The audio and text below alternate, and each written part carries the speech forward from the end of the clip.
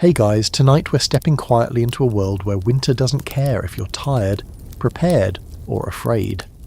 You're about to lie down in a log cabin while a snowstorm closes in, and just to set expectations early, you probably won't survive this if you bring modern assumptions with you. No insulation ratings, no weather apps, no guarantee the fire lasts till morning. So before you get comfortable, take a moment to like the video and subscribe, but only if you genuinely enjoy what I do here. And while you're settling in, I always love to know where you're listening from tonight and what time it is where you are. Now, dim the lights, maybe turn on a fan for that soft background hum, and let's ease into tonight's journey together. You arrive at the cabin just as daylight thins to a grey smear behind falling snow. The storm has that heavy, muffled sound, the kind that makes the world feel padded and distant. Your boots crunch, then soften, then crunch again as snow packs itself around every step. This cabin isn't picturesque in the cosy postcard sense. It's functional, squat, low, built fast, not beautifully. Early American pioneers didn't build cabins to admire them. They built them because winter was coming, and winter always wins if you're late. The door groans as you push inside, and already you feel the difference. Not warm exactly, but less hostile. The wind loses its teeth here. The air smells of smoke, damp wood, and something faintly sour, old straw maybe, or last season's cornmeal. Snow hammers the roof, each thud softened by layers of split logs laid one over another, notched by hand. This is the threshold between surviving and not. Historically, most frontier cabins were thrown together in a matter of days or weeks, often by families racing the first snowfall. A real, documented fact is that many settlers moved into cabins before the roof was fully sealed, hanging animal hides or boards temporarily until they could finish the job. Sleeping through a snowstorm, then, often began with the question of whether your shelter would hold at all. You stand still for a moment, listening. The cabin speaks. Wood ticks as temperatures drop, fibres shrinking, nails complaining. The sound is alive, like a slow, patient breathing. Pioneers knew this sound well. Some swore they could tell how cold the night would get by the pitch of the cracks and pops. Scholars still debate whether this was genuine experience-based intuition or just pattern-seeking under stress. But when you're lying awake in the dark, you don't need peer review to believe it. You move deeper inside and the space reveals itself. One room, maybe two if you're lucky. The ceiling is low enough that taller men have to duck. That's not poor planning, it's thermal logic. Smaller spaces trap heat better. A quirky but true detail is that some cabins were deliberately built shorter than necessary to reduce the volume of air needing. Warmth. Comfort was negotiable. Heat was not. At the centre of everything is the hearth. It's not decorative, it's authority. Whether you sleep or shiver tonight depends entirely on what's happening in that firebox. Early accounts describe settlers waking every few hours to feed the fire, even during storms, because letting it die could mean waking up unable to feel your fingers. There's debate among historians about how often fires were kept burning overnight versus banked with ash, but either way, sleep was light, broken, and conditional. You crouch near the hearth and feel it. Heat on your face, cold on your back. That imbalance never fully goes away. There are drafts everywhere, sneaky fingers of air probing for skin. The logs are chinked with mud, clay, moss, sometimes mixed with animal hair or ash. It works mostly. But snowstorms don't politely knock, they press. Wind pushes snow into gaps, melts it slightly, then freezes it again, widening cracks over time. Some pioneers patched these spots midwinter, working indoors with numb hands and whatever filler they had left. Night's coming fast now, and with it, the ritual of settling in. This isn't bedtime as you know it, it's a calculated retreat. Every movement you make from this point costs warmth. Historically, families often ate their last meal close to the fire, heavy on fats if available, salt pork, grease-soaked bread, because calories were insulation you could carry inside your body. It's a strange thought, but sleep here begins in your stomach. You're already wearing most of what you own. Another real fact: pioneers frequently slept fully clothed during storms, including hats, because body heat escaped fastest from the head. Some accounts even mention boots being kept on, loosened but not removed, in case the cabin had to be abandoned suddenly due to fire or collapse under snow load. As darkness seals the small window, fear creeps in quietly. Not panic, just awareness. Snowstorms erase landmarks. If the cabin fails, there's nowhere to go. This psychological pressure is something historians acknowledge but struggle to measure. Was winter anxiety as dangerous as cold itself? Some argue it weakened immune systems and decision-making. Others say routine and faith buffered settlers against it. Lying here now, you feel both arguments breathing beside you. You finally lower yourself onto the sleeping space, whatever form that takes, and the storm reaches full voice outside. Snow slides off the roof in soft avalanches. The fire snaps once sharply like punctuation. You're not asleep yet, but you're inside, and tonight that's everything. You don't fall asleep so much as you surrender into the cabin's rhythm. The storm decides the pace now. Snow presses harder, wind circles like it's looking for a weakness, and you're lying there realizing that this structure, this rough geometry of logs and hope, exists only because someone knew winter, well enough to fear it early. Before the storm ever arrived, the work began at a frantic, almost desperate tempo. Early American pioneers didn't casually plan cabins, they raced the calendar. A documented historical fact is that many frontier families prioritized walls and roof over floors, living for months on packed earth while snow blew in under the door. Sleeping through a blizzard often meant accepting that the ground beneath you was frozen dirt, radiating cold upward all night long. You imagine the construction phase because its consequences surround you. The logs around you weren't milled smooth. They were felled nearby, dragged by hand or animal, notched with axes that left uneven seams. Speed mattered more than symmetry. There's a lingering debate among historians about how standardized cabin designs really were, whether settlers followed shared traditions or improvised constantly. Lying here, you can tell the answer is probably both. This cabin feels personal, flawed, rushed. Snowstorms punished sloppy building immediately, roof pitch mattered, too shallow, and snow piled up until beams sagged, too steep, and precious materials were wasted. Some pioneers layered bark, then split shingles, then weighted them with poles or stones. A quirky but real detail.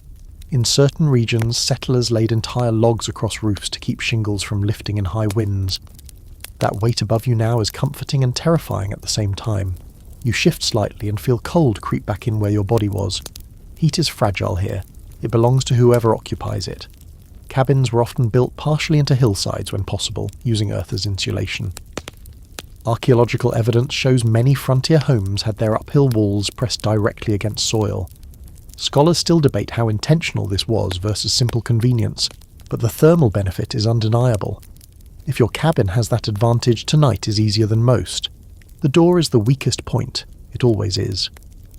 Early doors were often just boards pegged together, hung on leather hinges.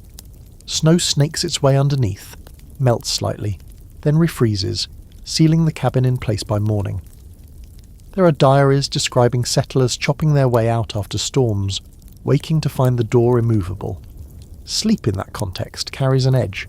Rest while you can, because waking requires effort. You think about the timing of storms. Winter snow wasn't just inconvenient, it dictated life cycles. Many pioneers planned building and travel around predictable weather patterns, but blizzards didn't always cooperate.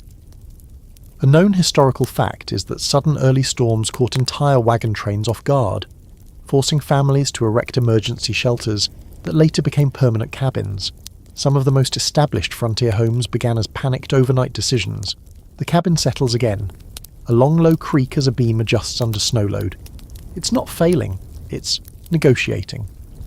Wood expands and contracts with temperature, and settlers learn to trust these sounds. Total silence was sometimes more frightening.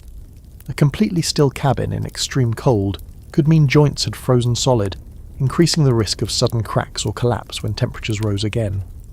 This belief appears frequently in letters, though modern engineers debate how accurate the concern really was. You turn your head and catch the firelight dancing across the walls. Shadows exaggerate every notch and scar. These marks tell the story of hurried hands, cold fingers, maybe children helping where they shouldn't have been. Cabin building was often communal when possible. Neighbours gathered for raising days, a historical practice where multiple families helped stack logs quickly. Sleep during storms was easier when you knew others had a stake in the structure holding. Outside, the storm howls differently now, less sharp, more sustained. Snow absorbs sound, creating that strange quiet that presses in on your ears. Pioneers describe this silence as unsettling, like being buried alive. Some scholars argue that this sensory deprivation contributed to vivid dreams and heightened superstition during winter months. Others suggest it simply made people more attentive to internal sounds, heartbeats, breathing, the crackle of embers. You realise that sleeping through a snowstorm in a log cabin isn't about comfort at all. It's about confidence in preparation. Did you cut enough logs? Did you stack them close enough to the hearth to reach without stepping into the cold? Firewood placement mattered so much that some families slept with an arm's length of fuel beside them, ready for half-asleep feeding of the flames. The roof creaks again, and snow slides free in a soft rush. The weight lessens. You exhale without realising you are holding your breath. This cabin, for all its flaws, is doing its job. And as the storm continues its slow assault, you begin to understand that pioneers didn't sleep because conditions were safe. They slept because exhaustion eventually outweighed fear. Your eyes grow heavy, not with peace, but with acceptance. Winter is outside, you are inside. For now, that line holds.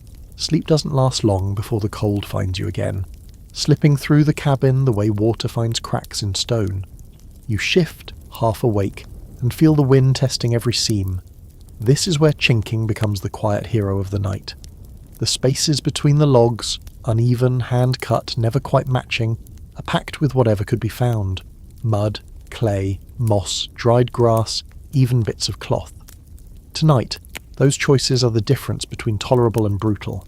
Historically, chinking recipes varied wildly by region and necessity.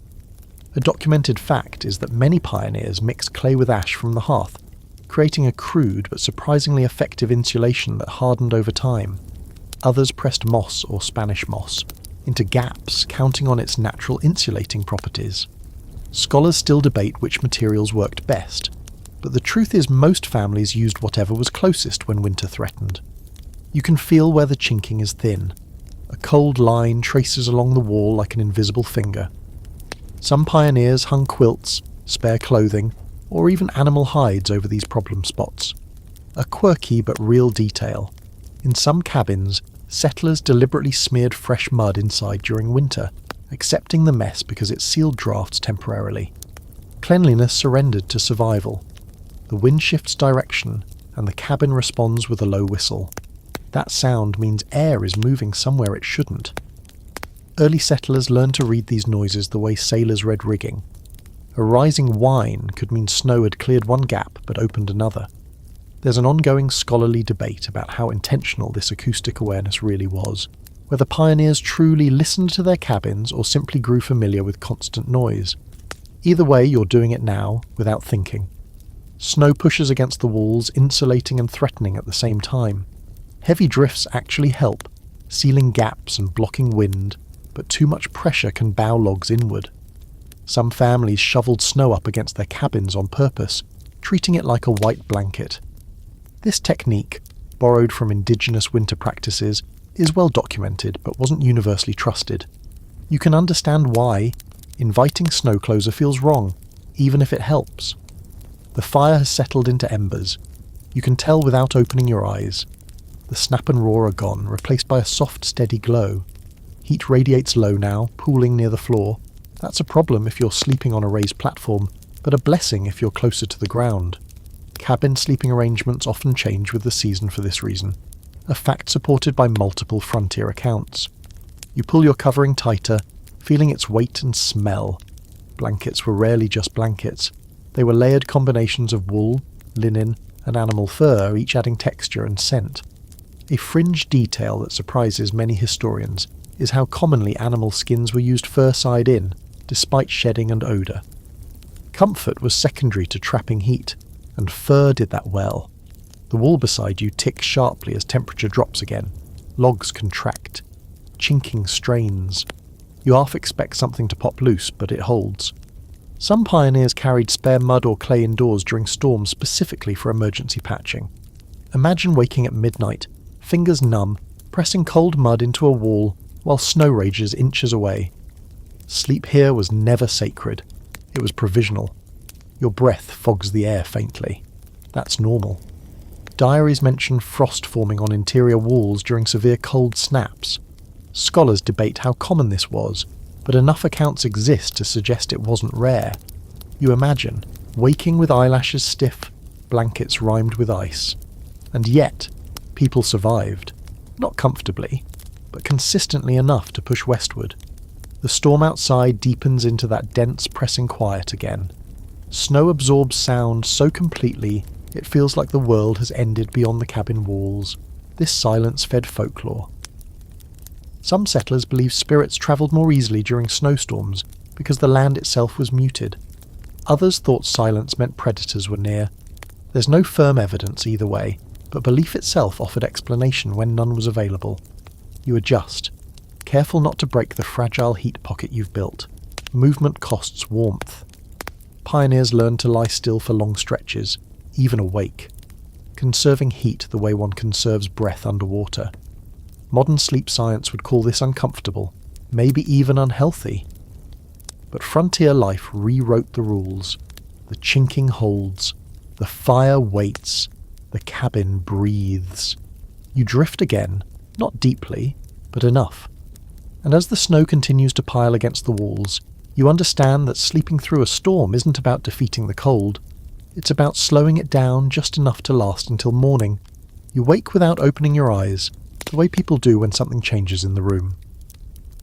The cold hasn't won, but it's negotiating harder now.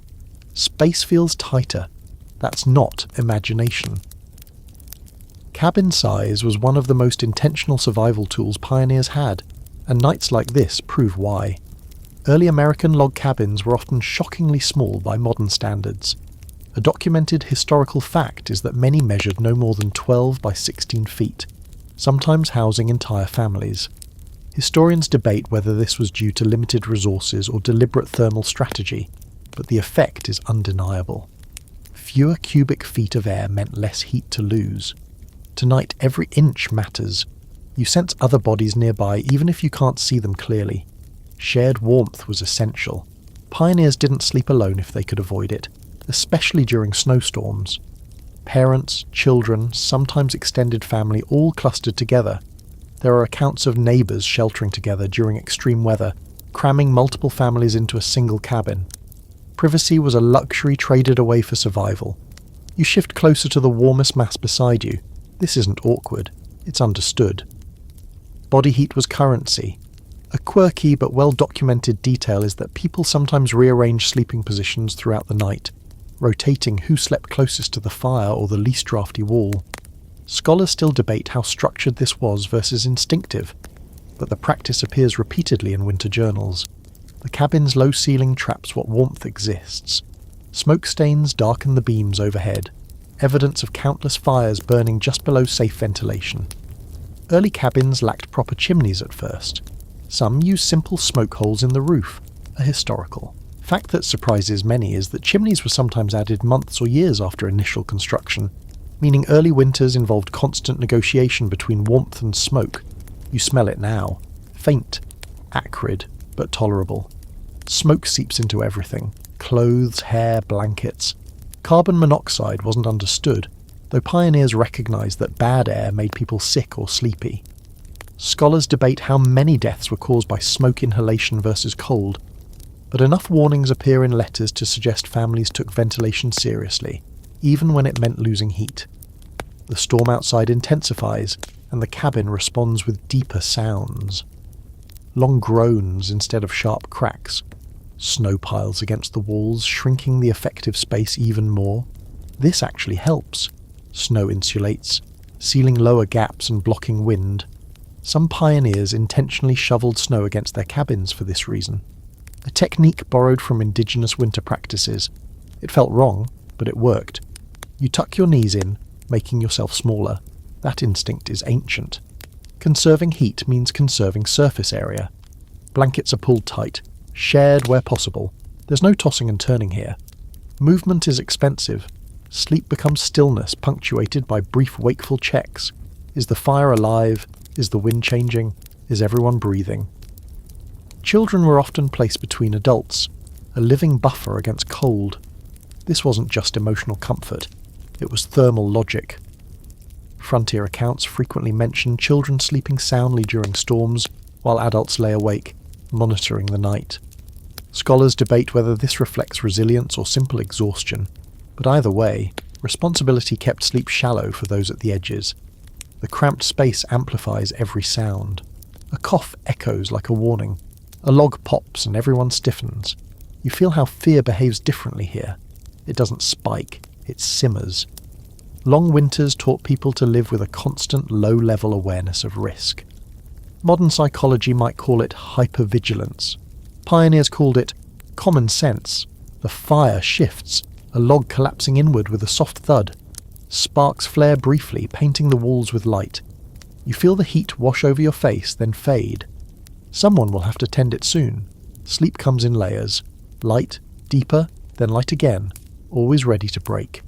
You understand now why cabins weren't built larger unless absolutely necessary. Space was the enemy of warmth. Togetherness wasn't optional, it was architectural. And as the snowstorm presses in from all sides, the smallness of this room becomes not a confinement, but a shield. You don't need to see the hearth to feel its authority. Even in sleep, your body orients toward it, like iron filings toward a magnet. The fire decides everything tonight. How deeply you sleep, how often you wake, whether morning feels possible or punishing. In early American log cabins, the hearth was not just a heat source, but the structural and social center of the home. A documented historical fact is that many cabins were designed around a massive stone or clay fireplace that occupied an entire wall. It provided heat, light, a place to cook, and sometimes even a sleeping ledge built into the masonry. If the hearth failed, the cabin failed with it. You listen to the fire's language. A steady crackle means stability. Sudden pops mean moisture burning out of green wood. A fading hush signals danger, not immediate but creeping. Pioneers became fluent in these sounds. Some letters describe people waking instinctively moments before a fire died completely, as if the body sensed the temperature drop before the mind did. Scholars still debate whether this was learned behaviour or coincidence, but it feels real lying here now. The firewood itself tells a story. Not all logs are equal. Seasoned wood burns hot and steady. Green wood smokes and hisses. During snowstorms, pioneers often had no choice but to burn whatever was available, even if it filled the cabin with smoke.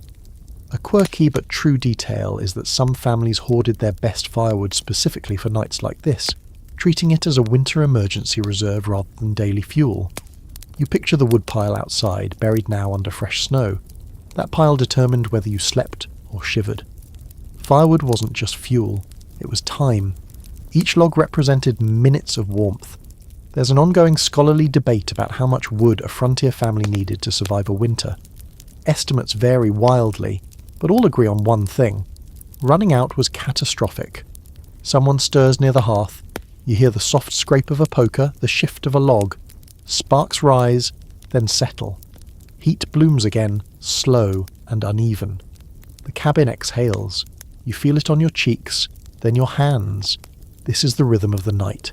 Fire wanes. Fire revived. Fire wanes again. Managing the hearth during a snowstorm was an art. Too much airflow, and the fire burned fast, wasting fuel. Too little, and smoke filled the room. Chimneys were often crude, mud and sticks plastered together, prone to cracks. A real historical hazard was chimney fires, sparked by creosote build-up.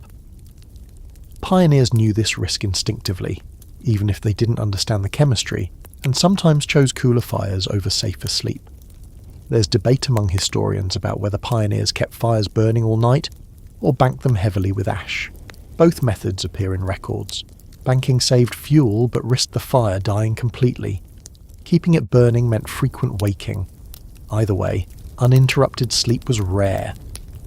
You're not meant to disappear into unconsciousness here. You're meant to hover. The hearth also shaped where you sleep. The warmest spots are closest, but too close risks sparks and smoke. Children and the sick often slept nearest the fire, while adults took draftier edges. This wasn't sentimentality, it was triage. Heat was allocated where it mattered most. You noticed the hearth's light flickering against the walls, revealing old scorch marks. Each mark is a lesson learned the hard way. Cabins burn down often, especially in winter when fires worked hardest. There are heartbreaking historical accounts of families escaping into blizzards with nothing but what they wore to bed. That knowledge sits quietly in the back of your mind as you drift. The storm outside roars, but it's distant now, like the ocean heard from shore. Inside, the fire sets the tempo. Crackle, settle, breathe. Your eyelids grow heavy again, trusting, just for a while, that the hearth will hold its vigil. Sleep comes, shallow but warming, carried on the fire's steady pulse. You wake again, not from cold this time, but from the awareness of time passing. Nights during snowstorms stretch and compress strangely, measured not in hours but in how often the fire needs feeding. Firewood, you realise, is the hidden spine of sleep out here. Without it, everything collapses. On the frontier, firewood was effectively winter currency. A documented historical fact is that families often spent more time cutting and hauling wood in the fall than on any other single task, sometimes stockpiling months in advance. Those stacks weren't casual piles, they were survival ledgers. Every log burned tonight was one fewer for tomorrow. You think about the labour embedded in each piece of wood now glowing in the hearth, trees felled with axes, split by hand, dragged through snow. That effort is why the fire matters so much. Burning wood too quickly feels like wasting days of life. This mindset shaped how pioneers slept, lightly, alert, ready to intervene. A quirky but true detail from frontier accounts is that some families slept in shifts during extreme cold. One person stayed half awake to tend the fire while others rested more deeply. Scholars debate how common this practice was, but it appears often enough to suggest it wasn't rare during severe weather. Sleep became communal labour. The type of wood matters too. Hardwoods like oak and hickory burn longer and hotter than softwoods, but not every region had them in abundance. Settlers in pine-heavy areas learned to compensate with larger fires and more frequent tending. This regional variation in fuel directly shaped nighttime routines, something historians are still piecing together from scattered diaries and supply lists. You smell resin as a pine log catches, sharp and almost sweet. Smoke thickens briefly. Someone adjusts the damper or what passes for one, nudging the balance back toward breathable. Carbon monoxide was an invisible threat. Pioneers knew smoke made people ill or drowsy, but they didn't fully understand why. There's ongoing debate about how many winter deaths attributed to cold were actually caused by poisoning during sleep. The fire settles again, and you feel the warmth creep outward in waves. Never reaches the corners. Those spaces remain cold, almost deliberately so, as if the cabin has accepted that it can't win everywhere. Sleeping arrangements reflect this truth. Nobody chooses the corners unless necessary. Firewood storage inside the cabin was common during storms. Logs stacked near the hearth dried faster and were easier to reach at night. A fringe but fascinating detail is that some pioneers worried about bringing insects indoors with firewood, even in winter. The fear wasn't unfounded. Beetles and larvae sometimes emerged when logs warmed, startling half-asleep families. You hear the wind slam into the cabin again, harder this time. Snow thumps against the walls. The fire flares briefly as pressure changes in the chimney drawer air. It's a reminder that the outside world still exists, still pushing. The hearth is your negotiation point with that force.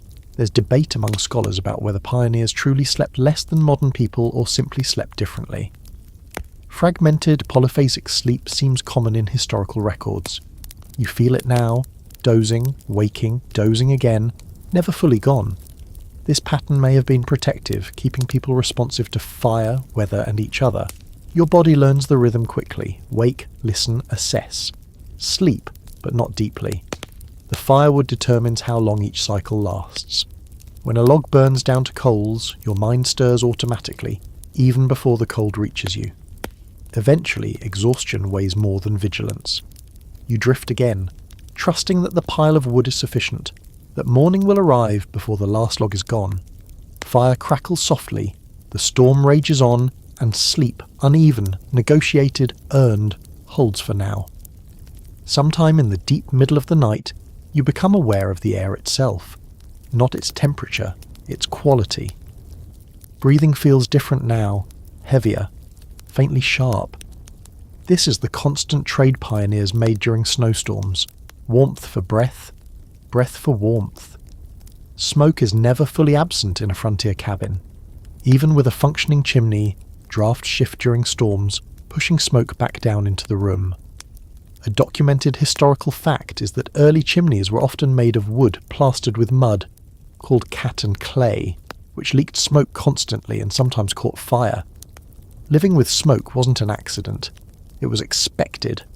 You inhale shallowly, almost unconsciously adapting. Eyes sting slightly. The smell clings to everything. Hair, blankets, skin. Pioneers wrote about the way smoke followed them outdoors long after winter ended, embedded in clothing fibres.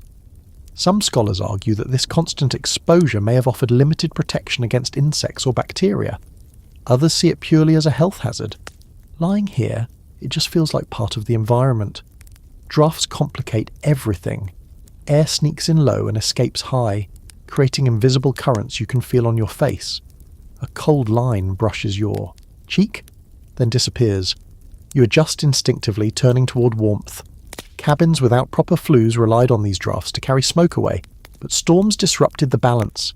You hear a faint flutter above, the sound of wind forcing itself down the chimney, rattling loose soot. This backdraft effect was well known, even if not understood scientifically. Some pioneers hung cloths or boards near the hearth, opening to deflect smoke during storms, sacrificing efficiency for breathable air. It helped, sometimes. Carbon monoxide lurks unseen. Settlers didn't know the term, but they recognized its effects: headaches, dizziness, unnatural sleepiness. Frontier advice often warned against sleeping too soundly near a dying fire. Scholars debate how effective these folk warnings were, but they show an awareness that sleep itself could be dangerous. You notice how the fire is kept slightly smaller now, deliberately restrained. Better to be cool than unconscious. This judgment call happened nightly, especially during snowstorms when ventilation was worst. Someone near the hearth shifts again, poking coals just enough to keep them alive without flaring. A quirky but documented detail is that some families placed green branches near the hearth to increase humidity and supposedly clean the air.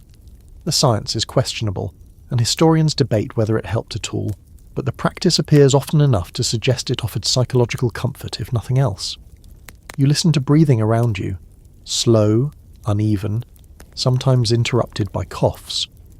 Winter coughs were common, exacerbated by smoke and cold air, yet sleep persisted. Human bodies are remarkably adaptable when alternatives are worse. The storm outside adds pressure, forcing more smoke inward. You smell soot strongly for a moment, then it fades as the wind shifts. This constant fluctuation makes true rest elusive. Sleep becomes a series of shallow descents rather than a single plunge. Despite the hazards, pioneers preferred smoke to exposure. Fresh air was abundant outside, but lethal. Inside, even compromised air offered survival. This choice between imperfect shelter and certain cold is one scholars point to when discussing frontier resilience. It wasn't bravery so much as calculation. Your lungs adapt again, the body always does. Breath steadies, smoke becomes background. The cabin, imperfect and smoky, continues its fragile equilibrium, and within that balance, you sleep. Not deeply, not safely, but sufficiently. When you shift again, the sound gives you away immediately. Wood complains beneath you, an answering creak that echoes louder than it should in the small space. This is the bed, such as it is. Not a mattress in the modern sense, but a structure that exists somewhere between furniture and improvisation. Many pioneers slept on what were called rope beds, a documented historical fact supported by inventories and letters. These were wooden frames strung, with rope in a crisscross pattern, tightened periodically with a bed key. Over time, the ropes sagged, creating the familiar phrase, "sleep tight." Tonight, you feel every inch of that sag as the bed dips toward its centre. Not every cabin had a proper bed. Some had raised platforms built into walls. Others relied on benches, trundle beds, or simply piles of bedding on the floor. Scholars debate how widespread rope beds actually were on the frontier, but the principle was the same everywhere. Elevate bodies just enough to avoid the coldest air near the ground. You feel the ropes shift under your weight, responding slowly, like something alive. Every movement transfers to everyone sharing the structure. Beds were often communal, especially for children. Privacy was irrelevant. Warmth and efficiency dictated design. A quirky but very real detail is that rope beds required frequent tightening. Ropes stretched as humidity changed, especially during snowstorms. Some families tightened them before bed as part of their nighttime routine. Forgetting meant waking up folded awkwardly toward the middle, fighting gravity and cold at the same time. On top of the ropes lies your bedding, thin by modern standards, layered by necessity. A tick stuffed with straw, dried grass or corn husks forms the base. Straw mattresses were common, but they flattened quickly and harboured insects. Historians debate how often they were replaced. Some evidence suggests once a year, others point to longer use due to scarcity. You feel the rustle of husks as you settle. They whisper with every breath. The smell is earthy, slightly sweet, faintly sour. During winter, moisture from breath and melting snow increased mildew risk. Some pioneers aired mattresses outdoors on clear days, even in freezing temperatures, believing fresh cold air cleaned them. The science is mixed, but the practice persisted. The bed is placed strategically, close enough to the hearth to benefit from warmth, far enough to avoid sparks. Positioning mattered. Beds were often shoved against interior walls rather than exterior ones to reduce drafts. You feel that choice now as one side stays noticeably warmer. Your limbs tuck in automatically. The rope bed gives slightly, cradling you in a shallow bowl. Rolling over takes effort and coordination. This enforced stillness may have helped conserve heat. Scholars occasionally speculate that bedding design influenced sleep posture, though evidence remains anecdotal. Below you the cold air moves slowly like water beneath ice. Elevation helps, but not much. You're aware of the temperature gradient. The higher your torso, the warmer it is. The lower your feet, the colder. Some pioneers slept with extra clothing or even spare firewood near their feet, a fringe practice mentioned in a few accounts, though historians debate how common or effective it was.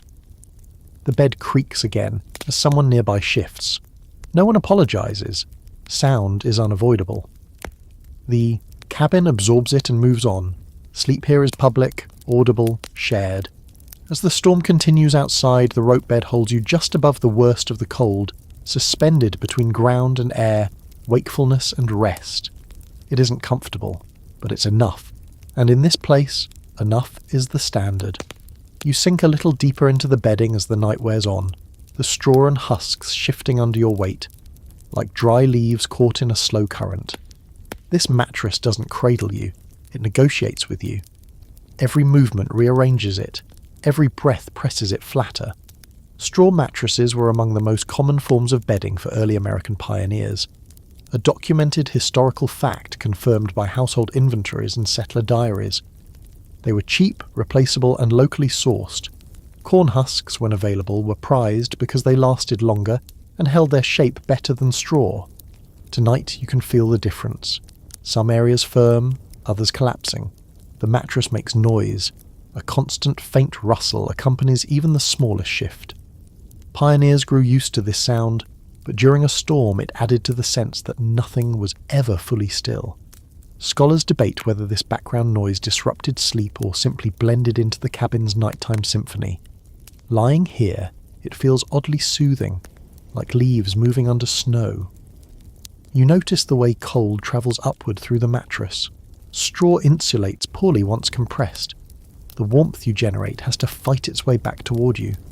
This is why blankets mattered so much, and why pioneers layered bedding obsessively.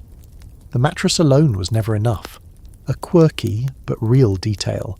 Some settlers stuffed their mattresses with whatever was available. Pine needles, feathers, even dried seaweed in coastal areas.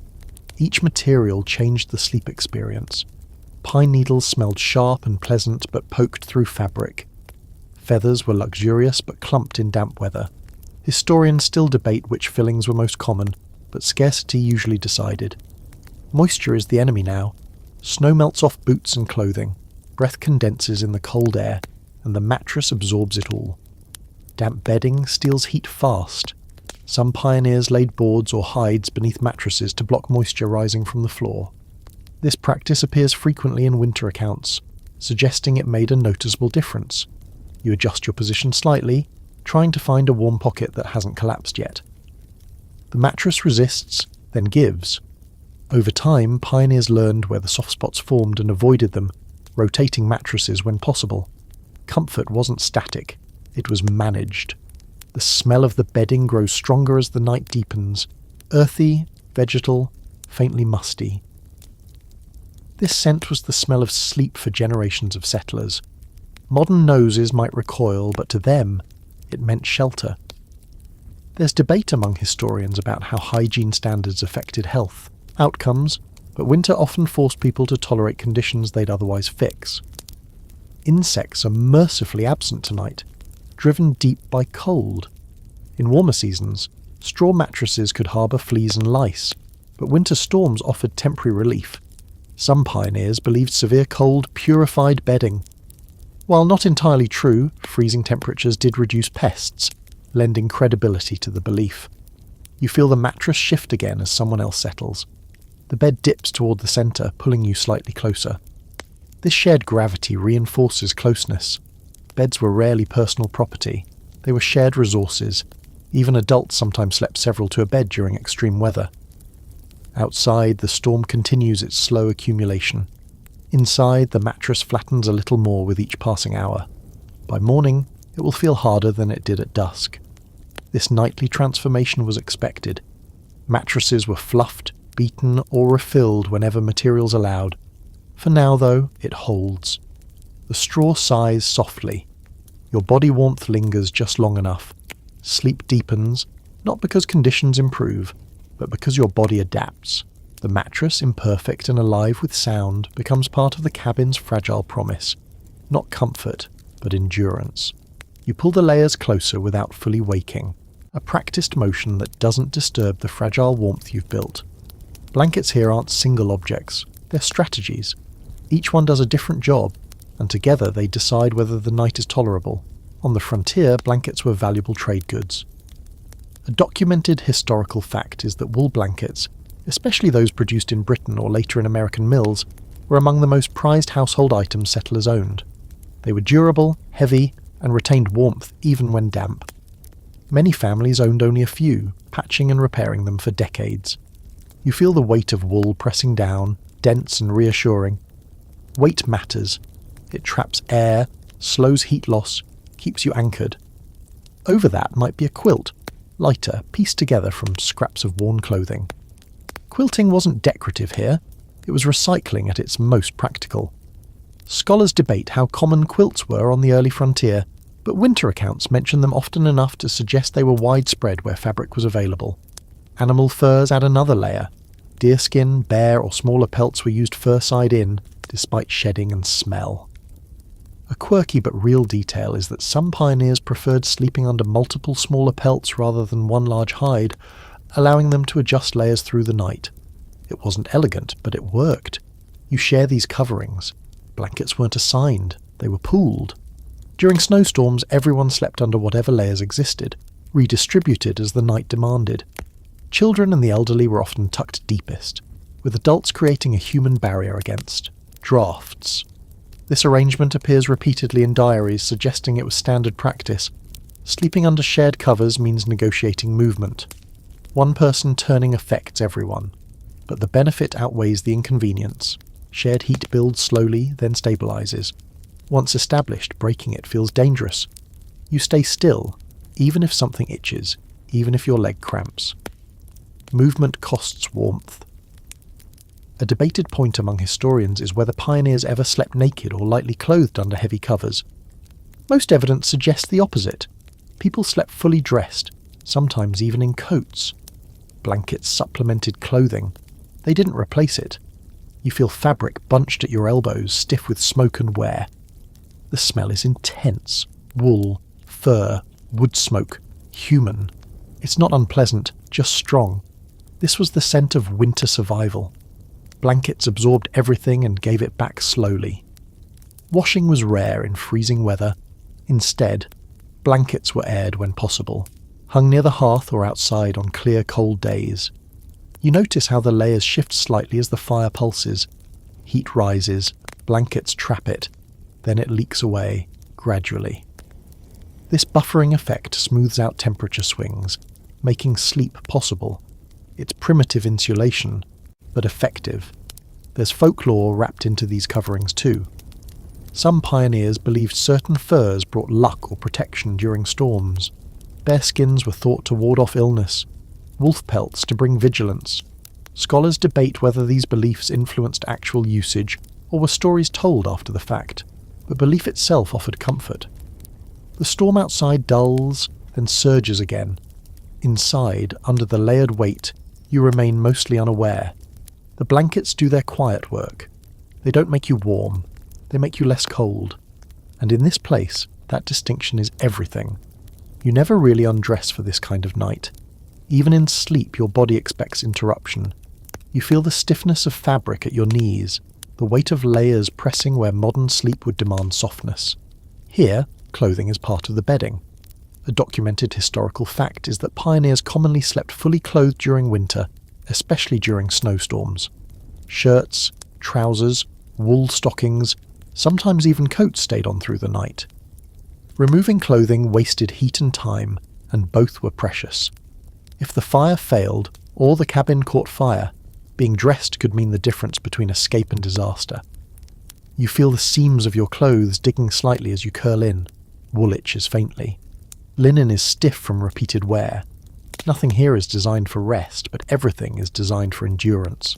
Scholars debate whether sleeping clothed affected circulation or comfort long term, but frontier records rarely complain about it. Discomfort was assumed.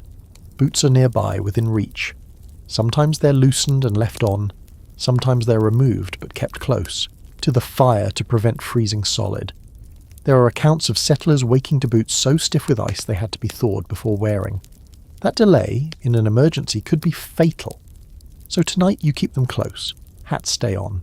This isn't superstition, it's practical. A significant amount of body heat escapes through the head, and pioneers knew this intuitively. Knit caps, felt hats, even improvised cloth wraps were worn to bed. You feel the fabric brushing your ears, slightly uncomfortable but undeniably warm. A quirky but real detail is that some settlers slept with spare clothing layered over their core, not to wear, but as insulation. Extra shirts or skirts became padding against the cold. Historians debate how common this was, but winter letters mention it often enough to suggest it was widespread in extreme conditions. Sleeping clothed also meant sleeping ready. Fires failed, roofs collapsed, animals broke in seeking warmth. Snowstorms didn't pause for vulnerability. There's a mental comfort in knowing you could stand up and move immediately, even half awake. The downside is moisture. Damp clothes steal heat. Sweat trapped during the day can freeze at night. Pioneers learned to balance layers carefully, venting when possible near the fire before bed. This knowledge wasn't written. It was learned the hard way. You feel the bulk of clothing restrict your movement, encouraging stillness. That stillness conserves heat. Rolling over is slow, deliberate. You accept your position and let the night move around you instead. The storm outside continues, but you are prepared for it now, not by comfort, but by readiness. Fully clothed, layered and alert even in rest, you sleep the way pioneers slept, never entirely off duty. You become aware, slowly, of how carefully everyone has been placed. This isn't random sprawl, it's strategy refined by too many cold nights to count. When the temperature drops far enough, sleeping arrangements turn into a quiet form of triage. In frontier cabins, families positioned themselves deliberately when sleeping during snowstorms. A documented historical fact is that children were often placed between adults, not only for comfort but for warmth and protection. Body heat radiates outward, and the smallest bodies lost it fastest. You feel that logic now in the way warmth pools toward the centre of the group. Adults take the edges. That's understood without discussion. Edges mean drafts, colder air, greater exposure. Parents and older siblings absorb that risk. Scholars debate whether this was always conscious or simply habitual, but diaries consistently describe adults sleeping lightly, waking often, while children slept deeper and longer. You sense a small body shift near you seeking warmth instinctively. No one objects, contact is expected. Arms drape, knees press, backs align. In this space, boundaries blur. The cabin becomes one shared organism, conserving heat together. Illness changes everything. If someone is sick, they're moved closer to the fire and wrapped tighter. Fever is treated differently from cold. Both are dangerous, but in opposite ways. A quirky but documented detail is that pioneers sometimes positioned sick individuals where smoke was lighter, believing fresh air aided recovery, even if it meant less warmth. Historians still debate the effectiveness of this practice, but it shows an early understanding of environmental health. Parents sleep half awake, listening. Children's breathing is monitored unconsciously. A cough, a whimper, a sudden stillness, each triggers alertness. Winter nights magnified parental vigilance. There was no doctor to call, no medicine to rely on beyond herbs and hope. You notice how elders are treated. Older family members often slept closer to the hearth, their slower circulation making them more vulnerable to cold. This arrangement appears frequently in letters and memoirs. Respect and practicality overlapped neatly here. The storm outside adds pressure to these decisions. Snow deepens, wind shifts, drafts appear where there were none before. Someone adjusts a blanket, tucks it tighter around a child's shoulders. The movement is careful, practiced.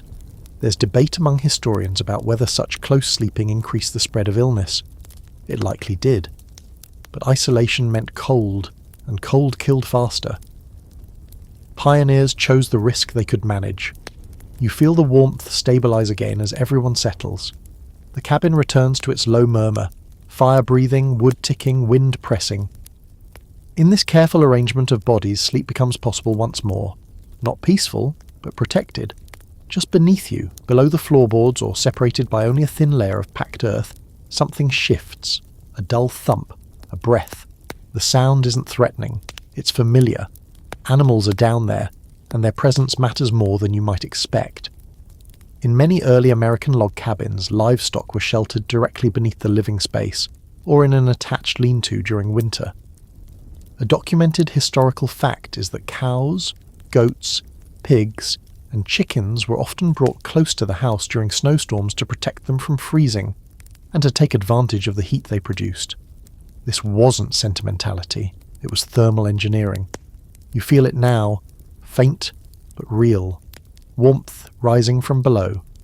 Animal body heat seeps upward through floor gaps, cracks in boards, even compacted dirt. It doesn't make the cabin warm, but it takes the edge off the cold that would otherwise climb relentlessly from the ground.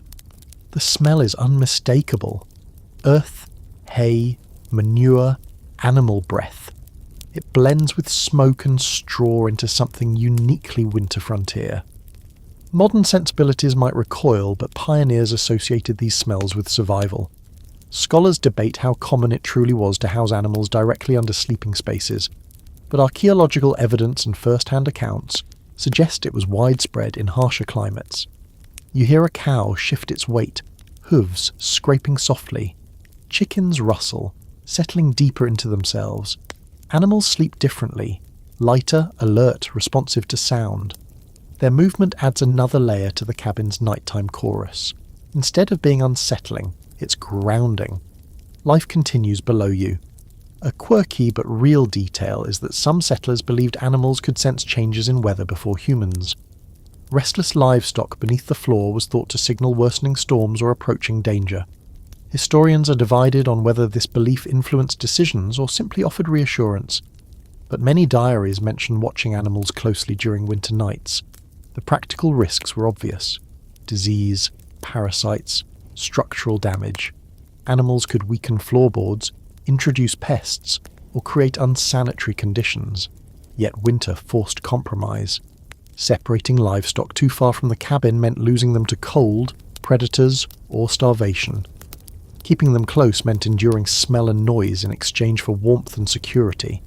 You feel the floor cool less aggressively now, the cold slowed by living bodies below. Some pioneers even slept directly over animal stalls when space allowed, placing beds strategically to capture rising heat. This arrangement wasn't accidental, it was learned.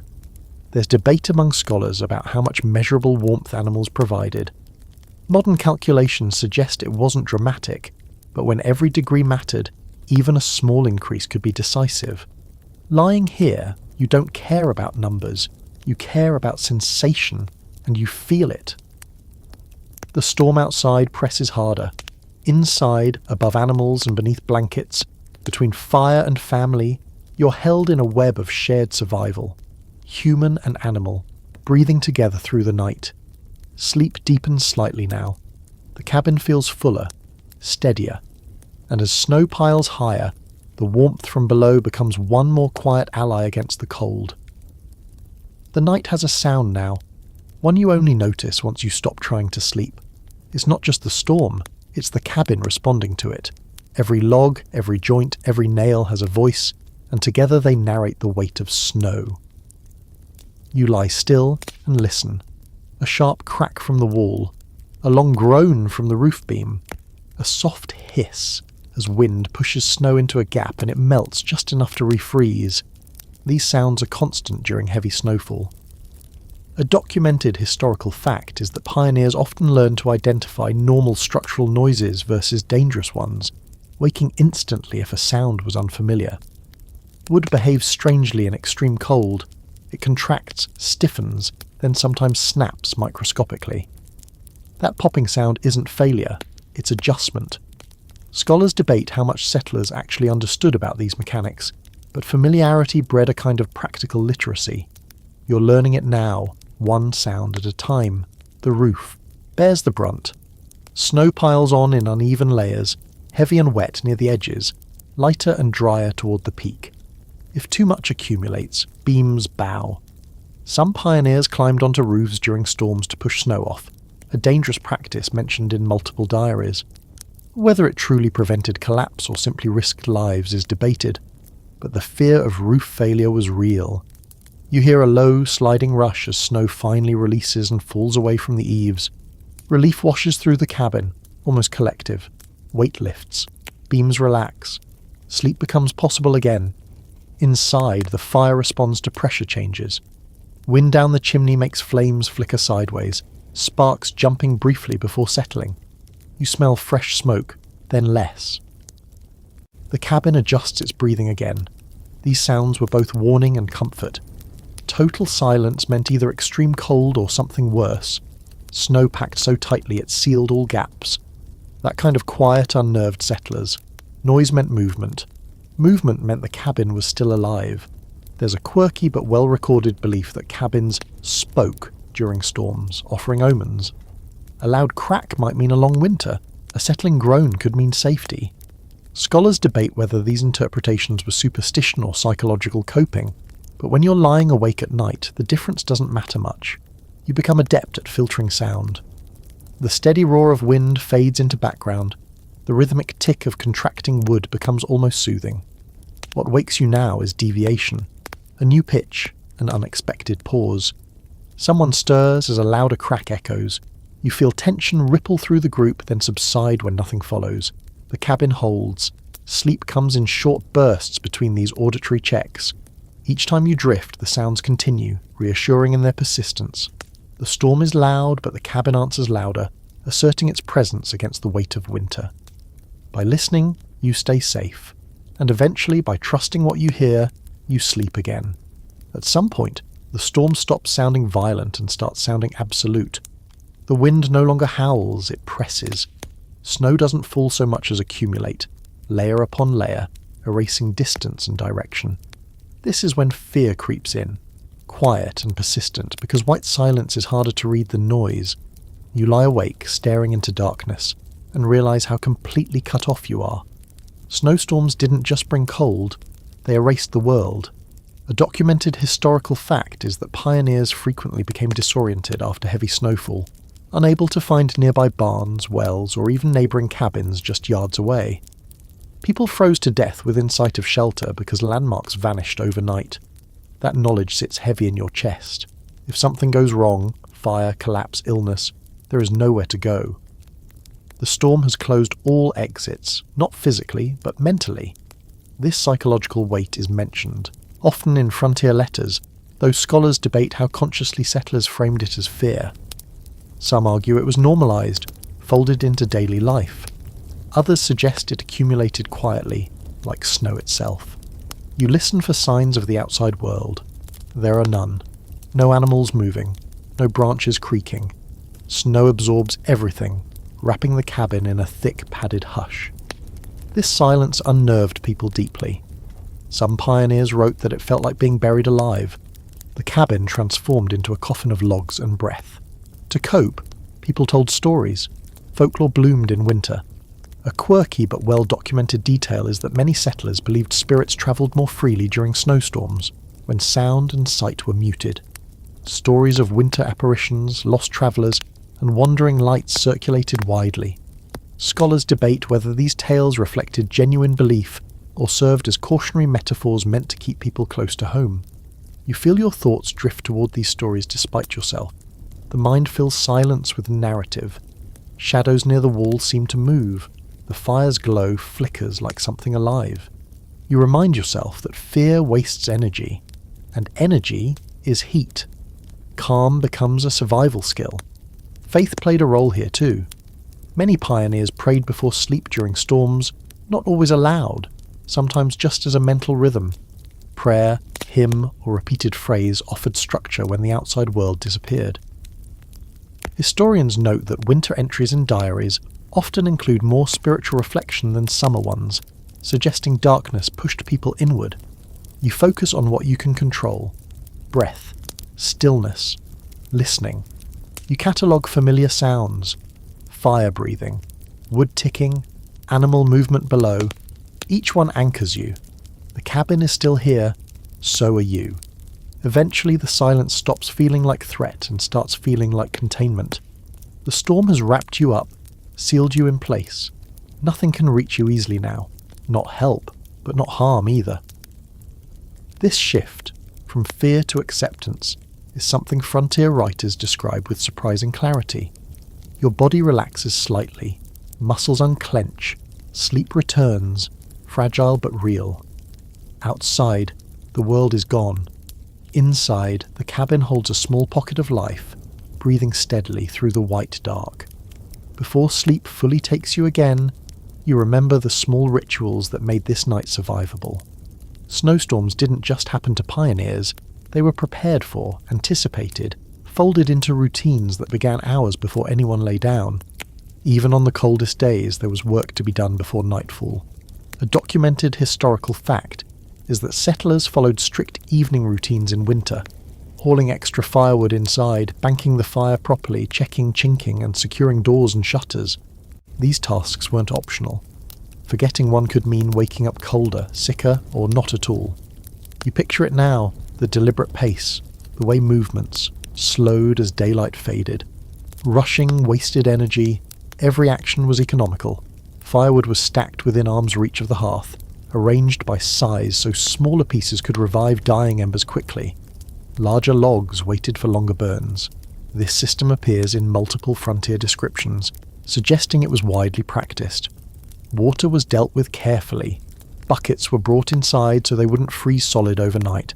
Sometimes lids were placed on top, sometimes cloths laid across the surface. Despite this, ice often formed anyway. Scholars debate how often pioneers woke to frozen water indoors, but most agree it was common during storms like this. Food was prepared with sleep in mind. Heavy meals before bed, fatty meat, cornmeal, grease, weren't indulgence. They were insulation. Digestion generates heat, and settlers understood this intuitively. A quirky but real detail is that some pioneers saved small portions of food to eat during the night if cold woke them, essentially stoking the body the way one stoked the fire. Doors were checked repeatedly. Simple wooden latches could shrink or swell with temperature changes. Snow drifted against thresholds, sealing cracks but also blocking escape. Some families tied cords to door handles and secured them overhead, making it easier to pull doors open if snow piled high. Historians debate how widespread this trick was, but it appears often enough to be credible. Clothing was arranged intentionally. Wet garments were hung near the fire to dry, carefully spaced to avoid sparks.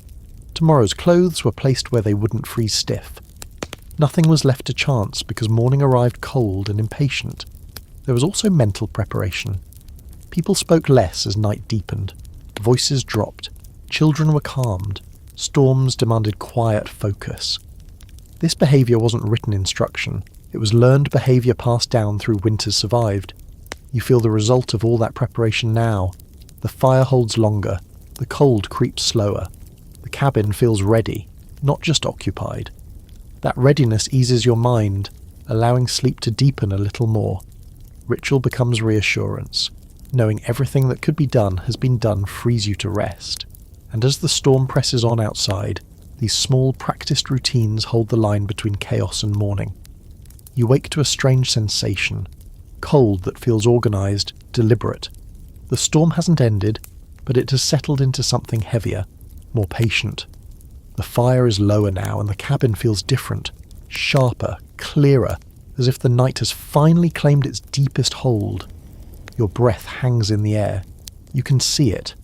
That alone tells you a lot. A documented historical fact is that pioneers frequently woke to frost forming inside their cabins during severe winter storms. Ice crept along nails, window edges, even across blankets where breath condensed and froze. Indoor cold wasn't a failure, it was a condition. You blink and notice a thin glaze along the inside wall, sparkling faintly in firelight. The cabin hasn't lost, it's just losing slowly. This is the part of the night settlers expected to be hardest. The hours before dawn, when fires burned lowest and bodies were most depleted. Water has frozen despite precautions. The bucket near the wall has a skin of ice across its surface, cracked slightly from expansion. This was common enough that settlers planned for it. Scholars debate whether frozen indoor water was a sign of inadequate heating or simply unavoidable in certain climates. Most evidence suggests the latter. Heat could be managed, cold could not be defeated. You flex your fingers carefully inside your gloves or sleeves. Movement is slow now, deliberate, like everything else. Frostbite didn't announce itself loudly. It crept. Settlers learned to check extremities often, even at night. A quirky but true detail is that some pioneers slept with hands tucked inside shirts or between thighs to keep fingers alive. You do the same without thinking. The fire needs attention. Someone near the hearth stirs, moving carefully, coaxing coals back into flame. It takes longer now. Cold wood resists ignition. Sparks flare weakly, then catch. Heat returns in small increments, like a tide turning far out at sea. This is when illness could tip either way. Sleep could heal, but cold could deepen sickness. Frontier accounts often describe people waking worse than they went to bed. Joints stiff, throats raw. Scholars still debate how much winter mortality was due to exposure versus secondary infections weakened by cold nights like this one. You listen closely to breathing around you. Everyone sounds slower, heavier. That's normal, you tell yourself. Cold thickens sleep. Still, awareness sharpens. The storm has taught you vigilance. Ice crackles faintly along the wall as the fire strengthens. Tiny sounds, but they matter. It means warmth is reaching places it hadn't before. The cabin responds again, adjusting, surviving. You settle back into stillness, pulling layers tighter, careful not to disturb what warmth you've reclaimed. Morning is closer now than nightfall, even if it doesn't feel like it. The cold has peaked. From here, it can only hold or retreat. Sleep returns in short, guarded intervals. You don't fight it, you let it come when it will. Because you know now, this is what pioneers meant by enduring winter. Not conquering it, just lasting until light. There's a danger in this hour that has nothing to do with snow pressing the roof or ice creeping along the walls. It's quieter than that. Invisible. And pioneers slept with it every winter, whether they knew its name or not. The fire burns low and steady now, and the air feels warmer near the floor than your head. That imbalance matters. A documented historical fact is that early American settlers frequently suffered from what they called bad air during winter nights, symptoms we now recognize as carbon monoxide exposure. Headaches, dizziness, unnatural drowsiness. They didn't understand the chemistry, but they understood the warning signs. You notice it first as a heaviness behind the eyes, not pain, pressure. Sleep feels deeper than it should, almost magnetic. This is why pioneers feared sleeping too soundly. Winter advice passed through communities warned against letting the fire smoulder without airflow. Scholars debate how effective these folk precautions were, but the fear itself was real and widespread. Chimneys clog easily during snowstorms, soot falls, ice forms at the top, narrowing the opening. Wind reverses direction and forces smoke back inside. You smell it faintly now, not the sharp bite of fresh smoke, but something duller, exhausted. Someone stirs near the hearth and opens a small draught just for a moment. Cold air rushes in low, biting ankles and feet, but the pressure eases. Breathing feels clearer almost immediately. This trade, brief cold for safer air, was one pioneers made constantly, even on the coldest nights. A quirky but documented detail is that some families hung feathers or light threads near the hearth to watch air movement. If they stopped stirring, it meant the air was stagnant. Historians debate whether this actually prevented poisoning, but it shows how alert people were to invisible danger. The fire brightens slightly, flames sharpening as oxygen feeds them. Sparks rise, then settle. The cabin exhales again. This constant adjustment, never letting conditions drift too far in either direction, defined winter sleep. You weren't meant to disappear into rest. You were meant to hover near it. Carbon monoxide deaths did happen. Letters and newspapers from the period occasionally mention families found peacefully asleep, fire still warm. These stories spread fear quickly. They reinforced the belief that winter demanded vigilance even from the exhausted. You take a few deeper breaths now, testing the air. It feels acceptable, not fresh, but alive. The difference matters more than comfort. You pull your hat lower, sealing in warmth lost from the brief draft. The storm outside continues, indifferent. Inside, the balance holds again, heat, air, awareness. And within that narrow margin, you allow yourself to sleep once more, careful not to sink too far. As the night stretches on, the practical dangers give way to quieter ones, the kind that live in the mind when the world outside disappears. Winter storms had a way of thinning the boundary between reality and story, and pioneers filled that space with folklore. You lie awake just enough to hear it begin. Someone murmurs a story, not loudly, barely more than breath. Tales like these were common during long winter nights. A documented historical fact is that frontier communities relied heavily on oral storytelling during winter, when isolation made shared narratives a form of entertainment and emotional regulation. The stories are often about the cold itself, personified. Winter as a wandering thing, snow as something that listens. A quirky but well-recorded detail is that many settlers believed saying certain words during storms could invite misfortune, naming wolves, speaking of death, or boasting about warmth. Silence, or careful speech, was thought to keep the night calm. You don't fully believe these things, but belief isn't the point. Stories give shape to fear. Scholars debate whether frontier folklore reflected genuine supernatural belief or simply served as a psychological coping mechanism. Lying here, you can feel how it works either way. There are warnings woven into the tales, stories of people who left cabins during storms and were never found, of travellers who followed lights in the snow and vanished. These weren't just ghost stories. They were lessons, repeated until they settled into instinct. Stay inside. Stay together. Don't trust what the storm shows you. You notice how the firelight interacts with these stories, casting shadows that stretch and shrink. The mind fills in movement. A log knot becomes an eye. A hanging coat shifts into something watching. You steady yourself by focusing on breath, on warmth, on the weight of blankets. Religion blends with folklore here. Biblical references mix with older European superstitions and indigenous stories borrowed and reshaped. Historians note that winter belief systems on the frontier were often hybrid, shaped by necessity rather than doctrine. What mattered was reassurance. Children listened hardest. Stories anchored them when the storm erased everything familiar. Adults pretended skepticism but listened too. In isolation, shared belief, however temporary, was comfort. Eventually the stories trail off. Words run out. Silence returns, thicker than before but less hostile now. The mind, satisfied, loosens its grip. You drift again, carrying fragments of story with you. Winter becomes a presence, but not an enemy. Something to be endured, respected, narrated. And as the storm continues its patient work outside, the cabin holds its small universe together with warmth, wood, and whispered myth. Sleep and sickness share the same fragile space on nights like this.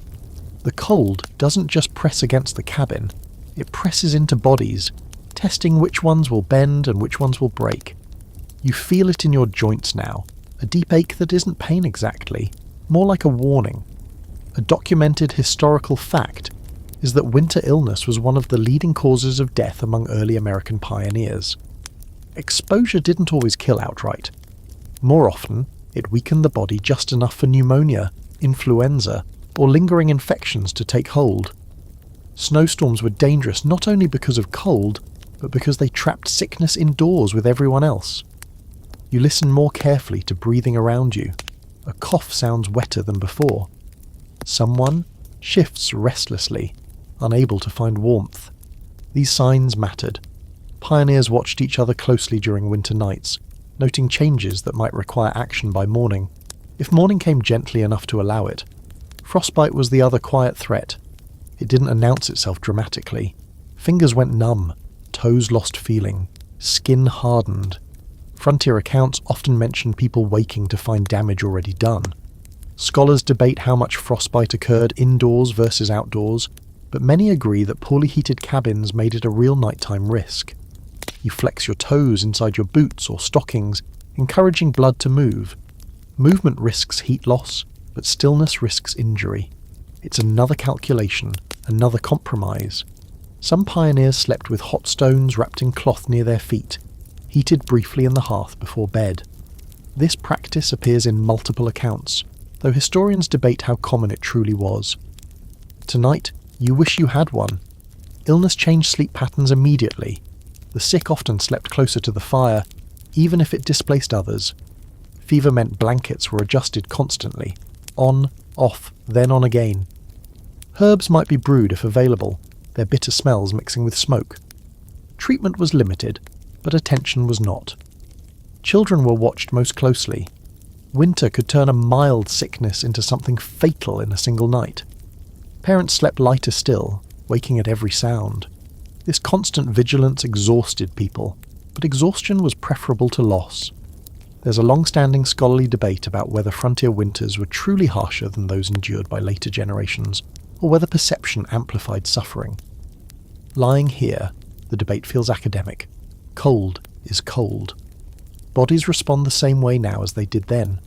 Gradually the worst passes. The fire strengthens. Breathing evens out. The cough fades into sleep.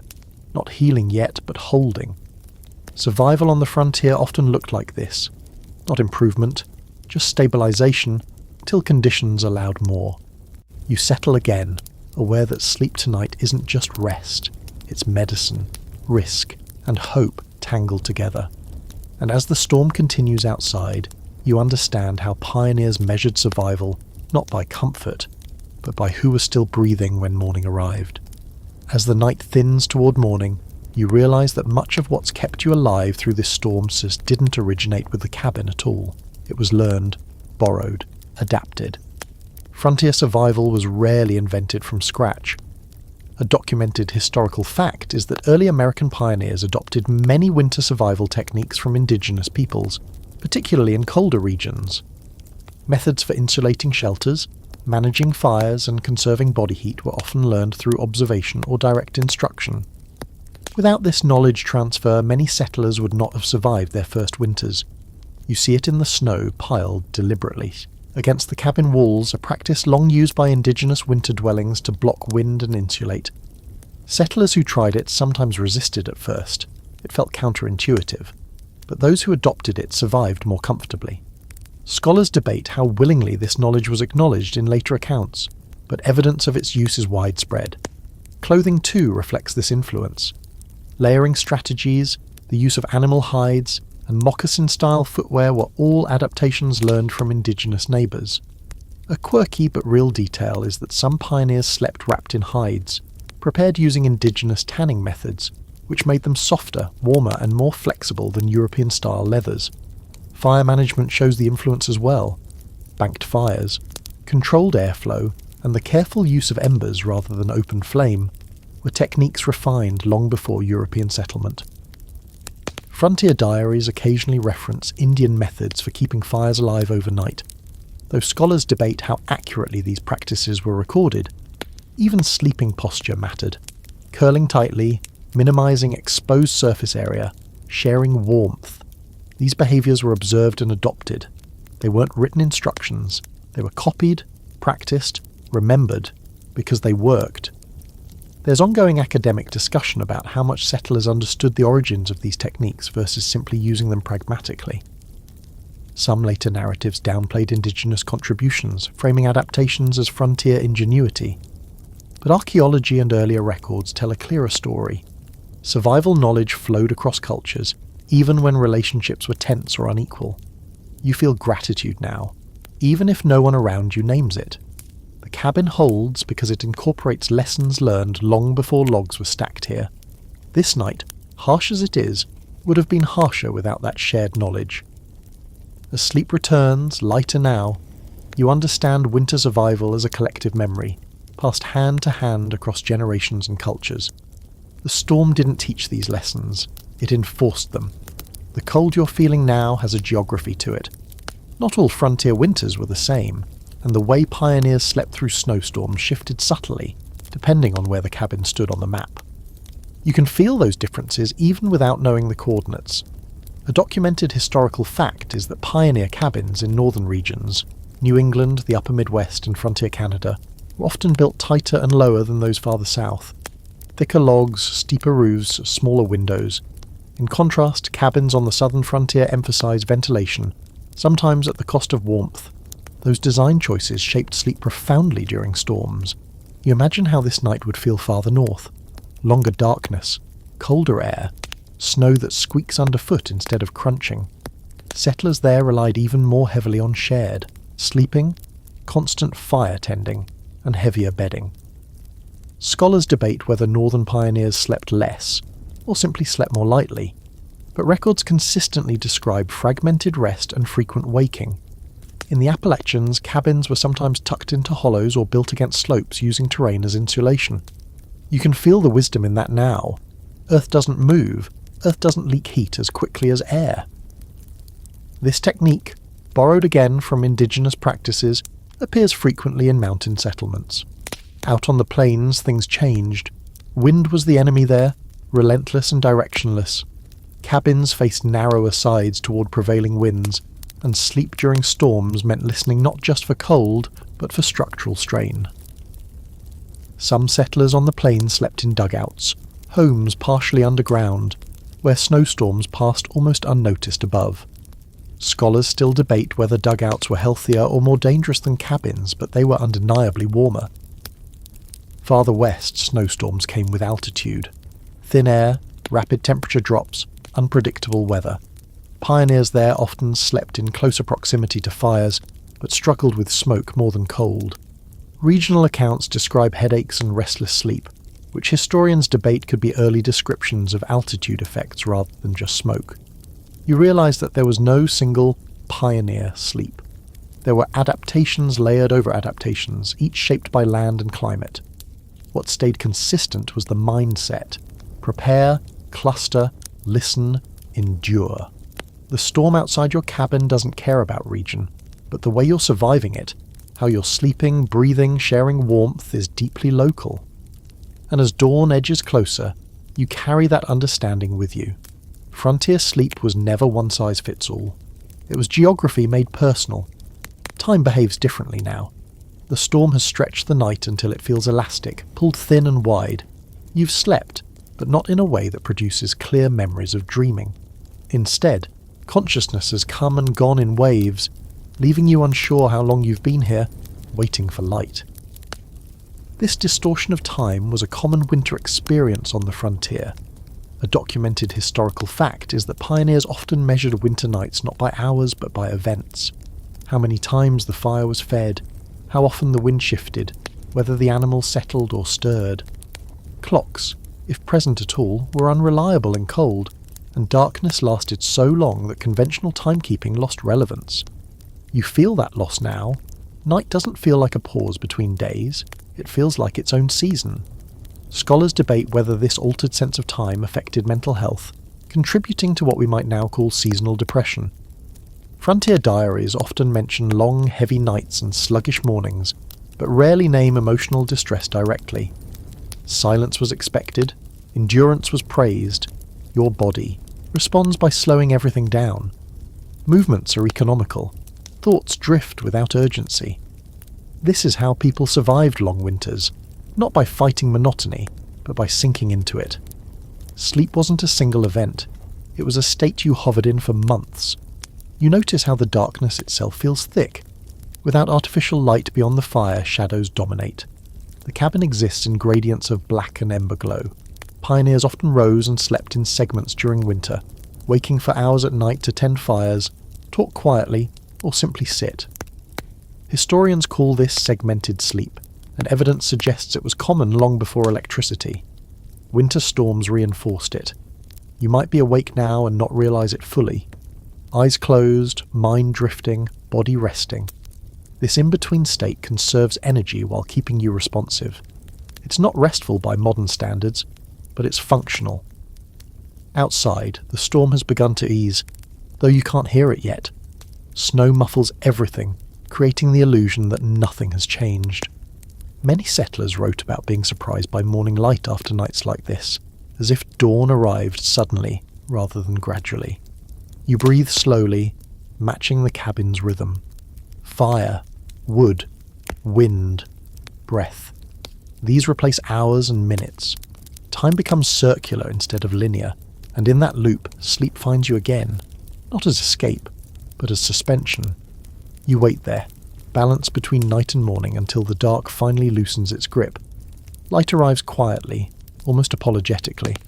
Not sunrise exactly, just a thinning of darkness that makes edges visible again.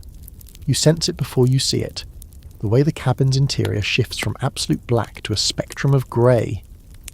Morning after a snowstorm was never loud on the frontier. A documented historical fact is that heavy snowfall often produced an uncanny silence at dawn, as fresh snow absorbed sound and softened the landscape. Settlers frequently remarked on this stillness, describing it as deeper and more complete than nighttime quiet. You open your eyes and see breath again, faint but persistent. The fire is low, embers glowing like distant stars. Someone stirs, careful not to waste warmth yet. Morning doesn't mean relief, it means assessment. The first task is listening. Is the roof intact? Do beams sound strained? Has snow drifted inside? You hear no alarming cracks, just the familiar settling of wood adjusting to daylight cold. That's a good sign. Someone moves toward the door but doesn't open it yet. Snowstorms like to play tricks. Opening too early could let snow pour in if drifts had piled high against the frame. A quirky but real frontier practice was knocking on the inside of the door before opening it, listening for hollow versus packed sound. Hollow meant clear. Solid meant dig first. You wait. The door opens slowly, pushing against resistance.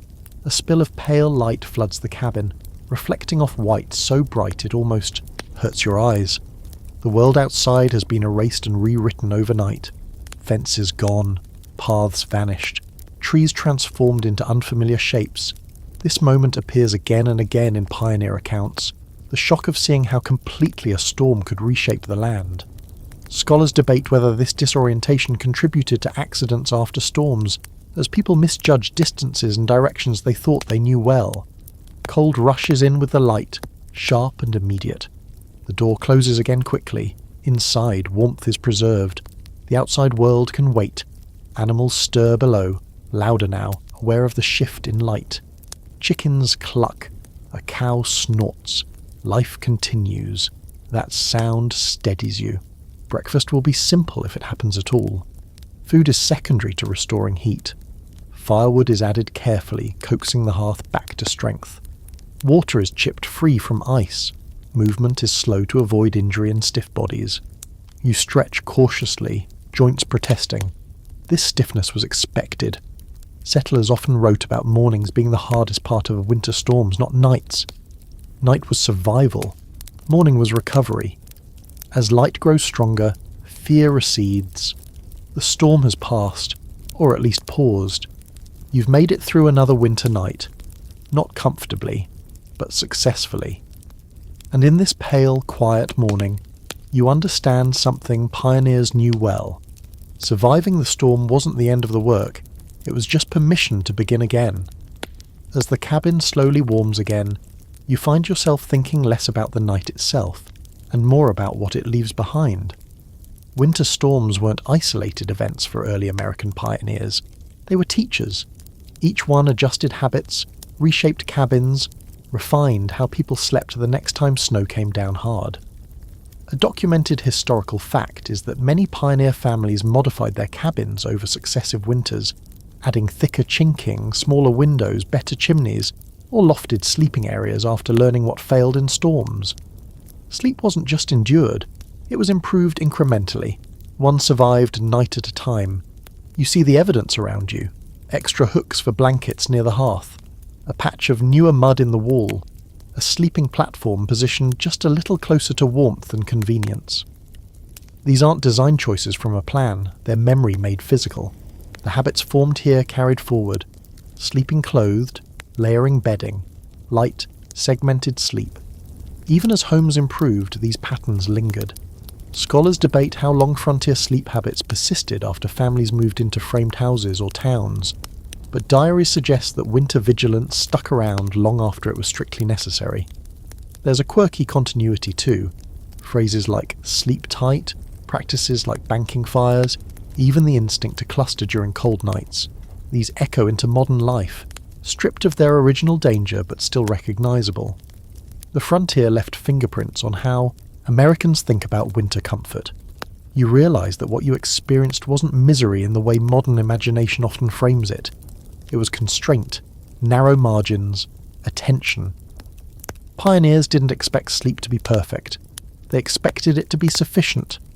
That expectation shaped resilience more than optimism ever could. The storm's legacy also shaped values. Cooperation mattered. Preparation mattered. Knowledge, especially borrowed knowledge, mattered. Sleeping through a snowstorm wasn't a solitary achievement. It was communal, architectural, cultural. As the day brightens, people begin moving more confidently. Beds are shaken out, straw mattresses fluffed, blankets aired briefly near the door. These actions close the chapter on the night, storing its lessons away for the next storm, which everyone knows will come. You take one last look at the sleeping space. It doesn't look inviting. It looks used, proven, and that's the point. The pioneers who slept like this didn't do so because they romanticized hardship. They did it because it worked, and because it worked, they endured long enough for warmer seasons, sturdier homes, and easier nights to eventually follow. Now the cabin is fully awake. The fire burns stronger, the air clearer, the fear of the night already beginning to fade. That's how it always went. Memory softened quickly once survival was confirmed. By evening, this storm would already feel like a story instead of a threat. You let your breathing slow, carrying that realization with you.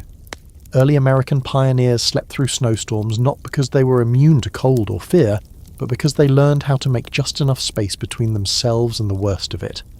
Enough heat, enough preparation, enough awareness. Their sleep was shallow, broken, shared, but it was intentional. It fit the world they lived in.